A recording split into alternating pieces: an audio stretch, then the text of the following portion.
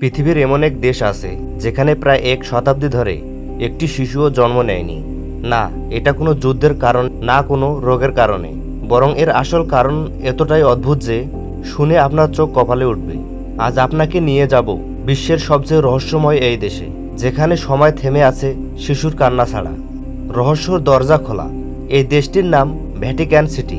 আয়তনে এত ছোট যে মানচিত্র খুঁজতে গেলে আঙ্গুলের একটুখানি ডটের মতো লাগে। মাত্র 0.44 বর্গ কিলোমিটার, জনসংখ্যা গড়ে 800 জন। অথচ এখানে নেই কোনো খেলার মাঠ, ছুটে বেড়ানো শিশু, নেই স্কুলে পড়াশোনা, নেই মায়ের কোলে নবজাতকের হাসি। আপনি যদি এখানে দিন কাটান বুঝতে পারবেন না পৃথিবীর স্বাভাবিক জীবনের কতটা অংশ এখানে নেই, কেন জন্ম হয় না।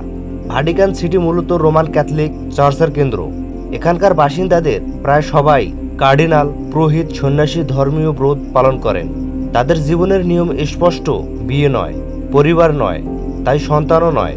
তার উপর এই দেশে নেই কোনো হাসপাতাল, নেই প্রতিশ্রুতি বিভাগ। কেউ যদি গর্ভবতী হন তাকে সঙ্গে সঙ্গে রোমে পাঠানো হয়। ফলাফল, প্রায় 96 বছর ধরে এই দেশের মাটিতে একটিও শিশুর জন্ম হয়নি। শেষ জন্মের গল্প। ঐতিহাসিক রেকর্ড বলেছে সর্বশেষ শিশু জন্ম ঘটেছিল 1929 সালের কাছাকাছি। তখন ভ্যাটিকান সিটি সদ্য স্বাধীন রাষ্ট্র হয়েছে। তারপর থেকে প্রায় এক শতাব্দী কেটে গেছে, কিন্তু এখানে শিশুর প্রথম কান্না শোনা যায়নি।